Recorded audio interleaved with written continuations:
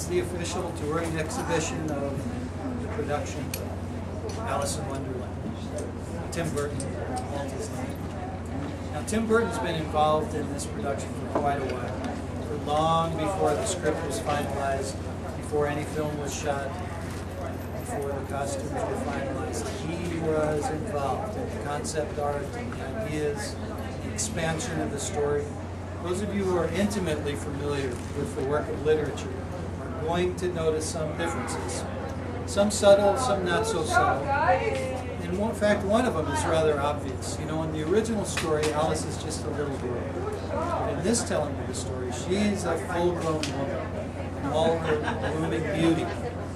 She's portrayed by a new actress to the cinematic world. Her name is Mia Wasikowska. Sounds European, Central European. She's actually from Australia. Beautiful, stunning woman, great talent. And after this movie hits the theaters, she'll be a household name, no question. So, some other household names. We know who plays the Mad Ant. Who plays the Red Queen? Helena Bonham Carter, thank you. The woman who plays the White Queen. Anne Hathaway. We've got someone who knows about the exhibit. Well, it's been to a couple of places around the world. It opened in London. It's been to Amsterdam. But in both of those cases, it was to the trade only. Very small groups, business to business. People who are in the trade and in the industry, so to speak. This presentation here at Comic-Con 40th anniversary marks the first opening of these doors to the general public. So we'll be seeing things that haven't been seen by many people. Among those things are 40 props used in the production, actually in the film. 5 costumes worn by the actors and actresses on set.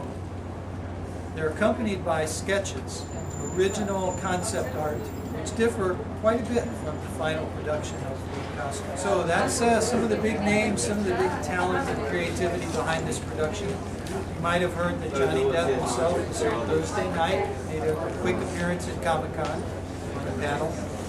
But maybe more astounding, he was accompanied by Tim Burton himself.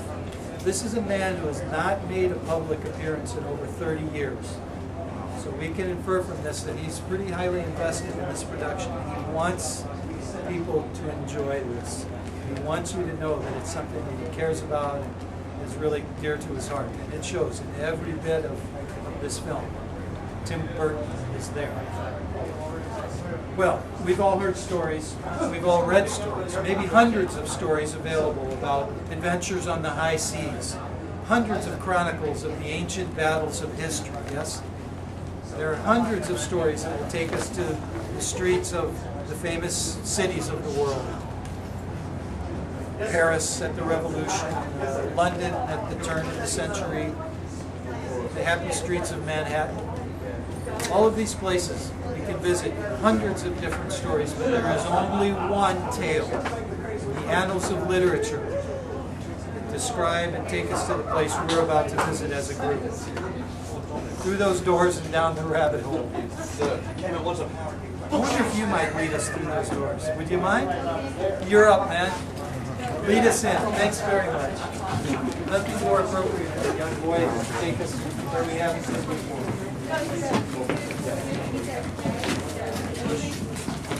Mind your head and your sensibility.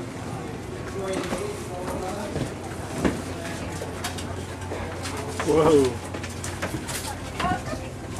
Here are the cases, actual props used from the film. The drink me potions, the eat me cakes, the various sizes of keys that gain her entrance to the nooks and crannies of Wonderland. That wig from the production, it's worn by her stunt double. On the bottom shelf there we see the oraculum. That is the scroll of Wonderland. It tells the tale of the history, the present, and even future events. So therein written is the destiny of this young lady, Alice Kingsley. The costume that she wore during the film, designed by Colleen Atwood, is the actual piece displayed next to the early drawings. Here on the small table, we've got a scale model of this very room. This was produced by Tim Burton and his team before a single film was shot. There's a big old hole there, yep. That'll show up in the film. I'd like to invite you now to accompany me to the most famous tea party in all of literature. We're about to be the guests of the Mad Hatter. Production pieces, Johnny Depp, yes, he wore that costume. It's a rather special jacket. During the telling of the tale in the film, it changes color and texture, reflecting his mood and sensibility of the moment. The bow tie that he wears, it perks up and takes a special starchiness when he's got a smile on his face. And then when he's feeling a bit morose or sad, you'll see it sag and lose some of its luster. That's a special piece of costume in there. That's the hat he wore. Here's the wig. Johnny Depp's props. Here we see the mushroom forest. This is the site of some of Alice's most extraordinary experiences. It's home to the caterpillar. He's a gentleman who... You may know that the white rabbit is the one who first told Alice about the tea party. But that little creature was far too busy to actually accompany her to this party. That task was accomplished by those two gentlemen, the famous twins in literature, Tweedledee and Tweedledum. Tim Burton's vision for what they were and how they stood. They are the fellows who escorted her to the tea party, though they didn't attend themselves. Don't rush past the garden too quickly.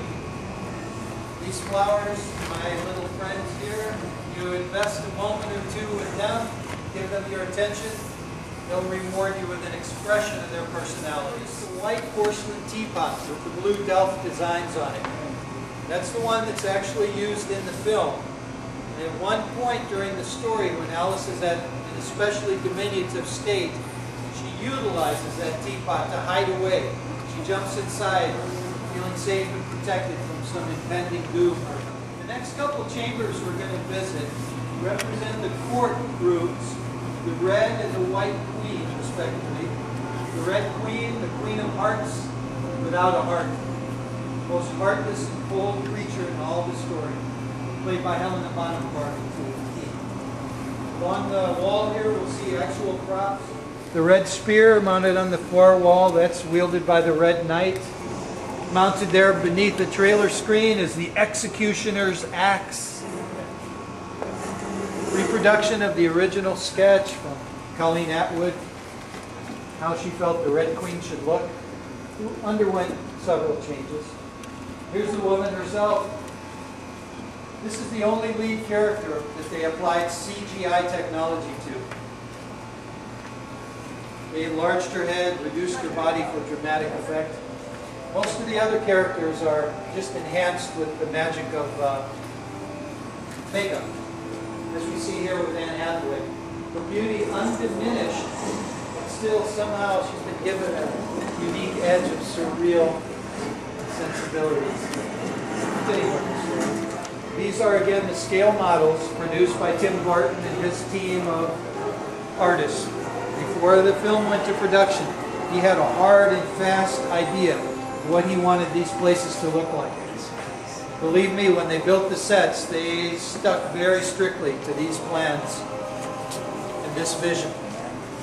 So if you bend down and peer in, you get a real sensibility of the scale and perspective of these places of literature.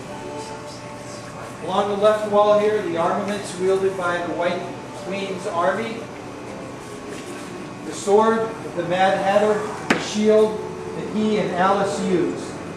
The very end of the film, the climactic, dramatic scenes where they confront the evil that is the potential downfall of Wonderland. His sword, her shield. She wears that suit of armor in those final scenes of drama. And there on the far wall is maybe the pièce de résistance of all the props. That is the legendary Vorpal sword. It's reputed to be the only weapon in existence with the might and power to confront the embodiment of evil and save Wonderland from a dire fate. It's encrusted and bejeweled with opal stone, each one etched and incised with a mystic rune. That about wraps it up, folks. That's the end. Thank you for your time. Step through the portals there to the Kingdom of the White Queen and on back to the streets of San Diego. Thank you.